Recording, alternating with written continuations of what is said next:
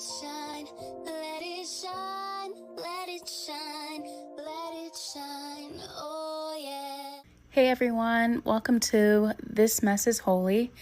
We're Diamond and Alex, husband and wife, parents, and two souls figuring it out in real time.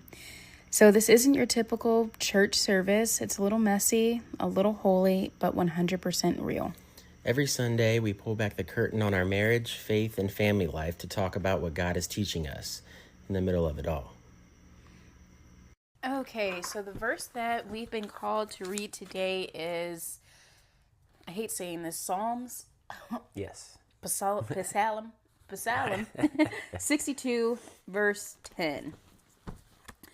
Do not allow yourself to be afraid or intimidated by anyone. They aren't as big as you think. The patriarch Abraham, the father of Jewish people, knew enough not to take himself too seriously. In Genesis 18:27, he says to himself that he is his material self. I am but dust and ashes. In truth, if it weren't for the indwelling breath of life, each of us, without exception, would immediately return to dust and ashes. So don't allow yourself to be afraid or intimidated by anyone. Anyone. So that's just a synopsis. I'm going to actually read it from the Bible now. I like that. Right? Mm-hmm. So, Psalm 62, verse 10. Actually, I think it starts at like verse 9 and it feeds into verse 10. So common people are as worthless as a puff of wind, and the powerful are not what they appear to be. If you weigh them on the scales, together they are lighter than a breath of air. Don't make your living by extortion or put your hope into stealing. And if your wealth increases, don't make it the center of your life. God has spoken plainly, and I have heard it many times. Power, O God, belongs to you. Unfailing love, O Lord, is yours.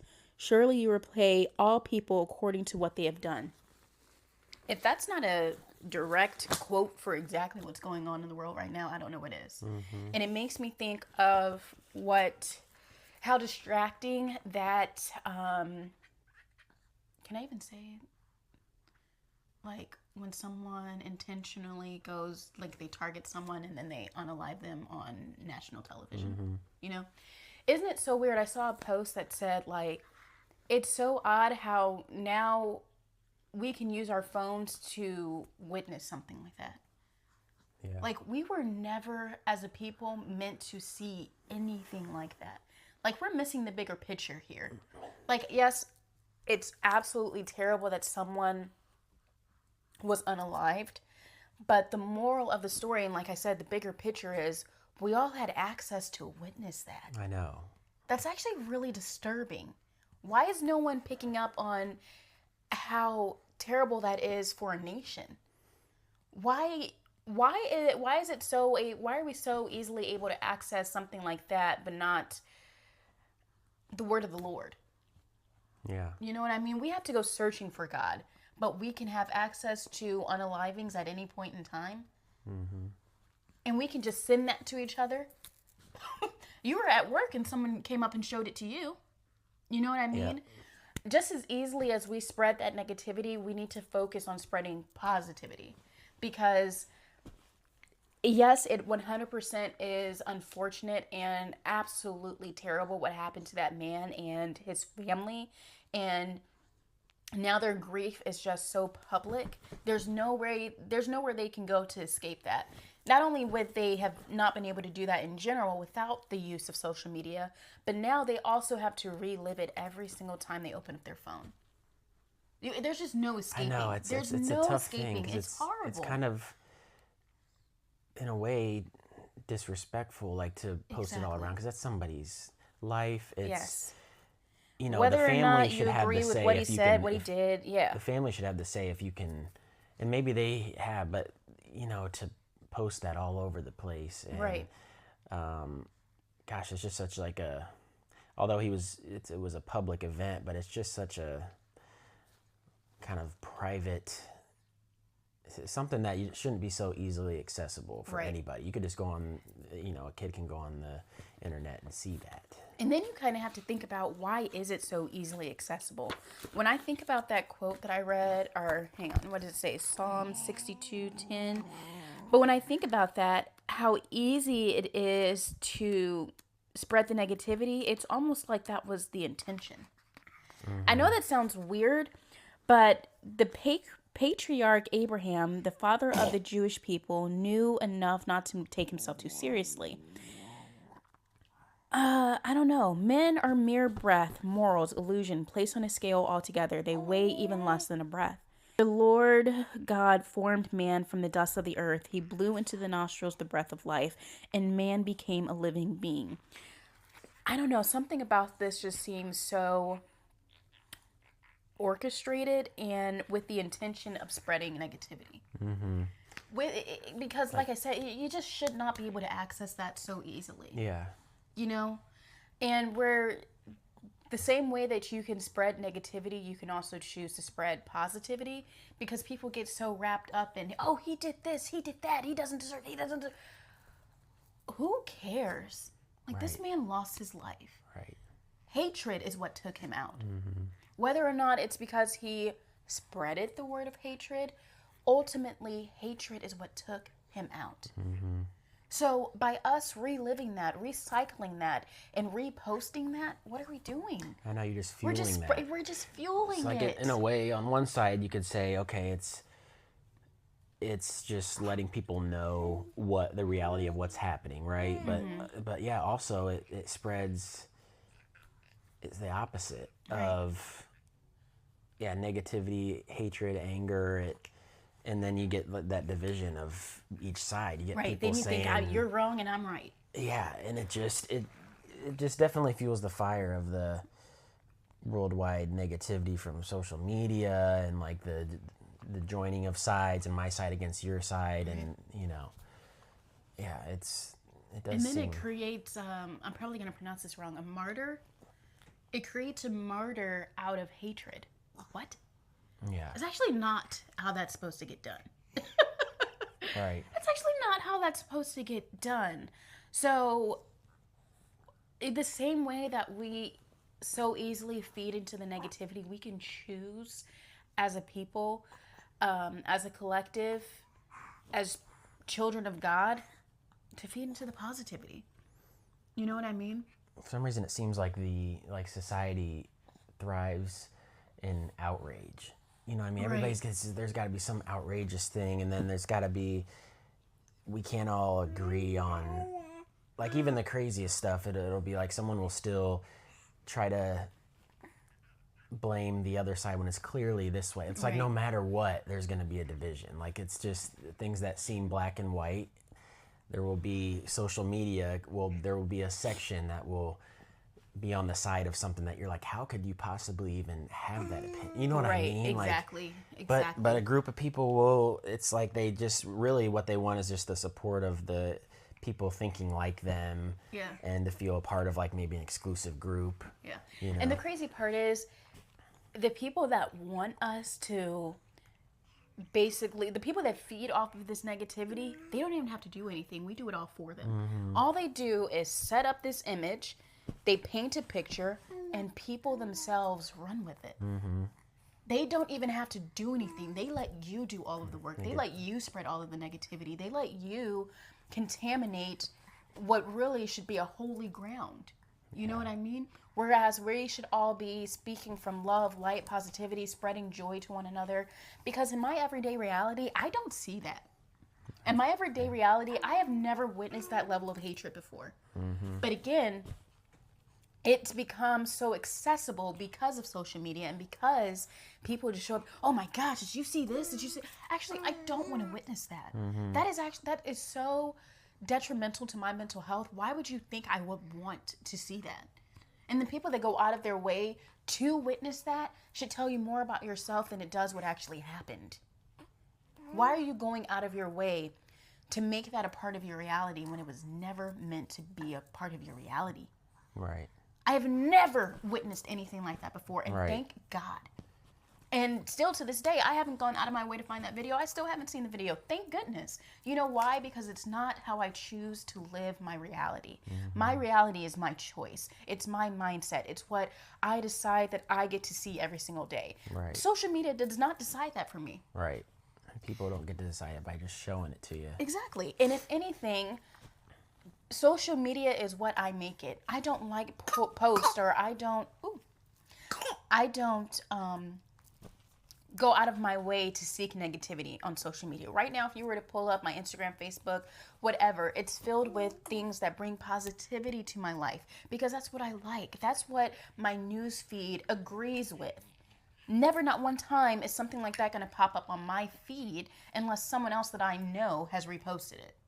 Someone else that I've known on a personal basis operates in that reality, and they repost it to me. But what can I do? I just scroll right past it. I scroll right past it. I don't want that to be a part of my reality. And I have the authority within myself and the authority within God to make it so. Okay, this is a life that God has given me. You think I'm going to waste it and squander it? Or squander a real word? Anyways, you think I'm going to waste it and squander it on that level of negativity and hatred? I will be so closed in a box, because that hatred is just a small, teensy dot portion of reality. And if you choose to live in there, you are literally bypassing, forgetting, and skipping over all of the wonderful, great things around it. Yeah. Why would I want to limit myself to that tiny little dot of reality when there's so much more abundance and happiness and joy around me for me to partake in? Right. That negativity will, for whatever reason, grab your attention more than all the positive things. You know what it is? It's like a ripple effect. It's like one negative action gets put out there, and people allow it to ripple. Yeah. People allow it to be spread and sent over and tagged and shared and liked. Again, you can choose not to have that a part of your reality. Right. Now, unfortunately, his family cannot choose that. I'm not going to skip and bypass that is the reality for someone.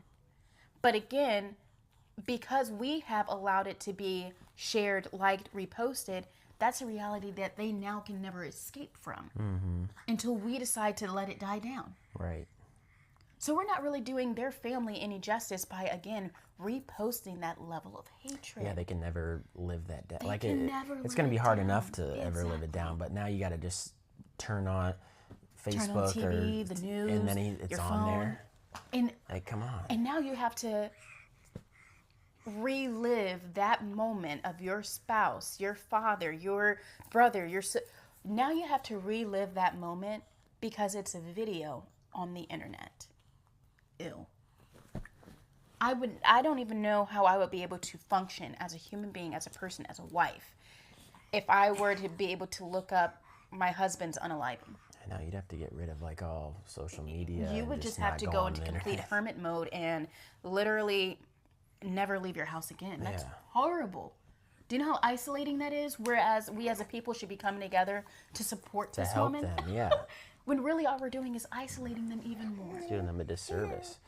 It's horrible. Okay, Mama, are you done? Are we done? But yeah, I think that's the moral of the story. We as a people decide what we accept into our reality. And if you choose to perpetuate, spread, like, share the negativity, then that's what you're inviting into your reality. And that's honestly what negative people want for you. They feed off of that negativity. They feed off of that fear. They feed off of that scarcity. And you do the work for them. They don't even have to do anything. All they really have to do is set it up, and you will do the rest. Whereas we as a people have the entire power, the entire authority to create our own reality. And we do not have to live in that fear. We don't have to live in that level of scarcity. And we don't have to live where we're isolating the people that need our help. Because that's exactly what we're doing. So if we come together as a people to create a nicer, more kind, more compassionate reality, because whereas this woman and her family are isolated in their home because they can't escape this, hopefully that they have people around them that are coming over to their home to help them escape, and to bring them food, to give them a listening ear, to give them a hug. I know what happened was horrible, but we're here for you. We will help you through this, even if it takes the rest of our lives. Because what happened to you can never be fixed. Right. You can only try to heal from it.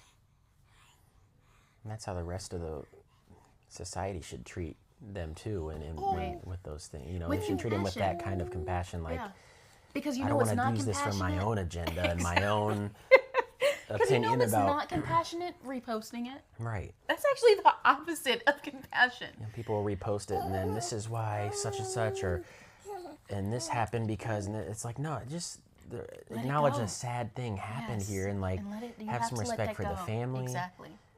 And you have to turn it into your own thing. Your own martyrdom, agenda, your own, exactly. Your own version of what's right. It becomes something other than what it was, too. Because again, like you said, now people are reposting it to get their opinion across, to get their own message across. Meanwhile, what it boils down to is hatred. Yeah, period. Hatred. So no matter whether you think you're wrong or right in the situation, you're just spreading hatred. The problem is the hatred in general. And all you're doing is spreading it. Right. Leave it alone. Let it die down. Let it dissipate so that family has time to heal. Yeah. So that family has time to adjust their reality to their new surroundings. Because their reality will never be the same. Ever. And the longer that we repost it, the longer that we feed into it, the longer we take, we are stealing that healing from them. And that should be a sin in itself. Yeah. Right? So that's it for this week's This Mess is Holy. If today's conversation touched your spirit, let it linger, share it, send it to a friend, and keep the light moving. We're back every Sunday with more truth, more tenderness, and more of the holy chaos we call life. Until next time, Remember, even in the mess, there's always something sacred.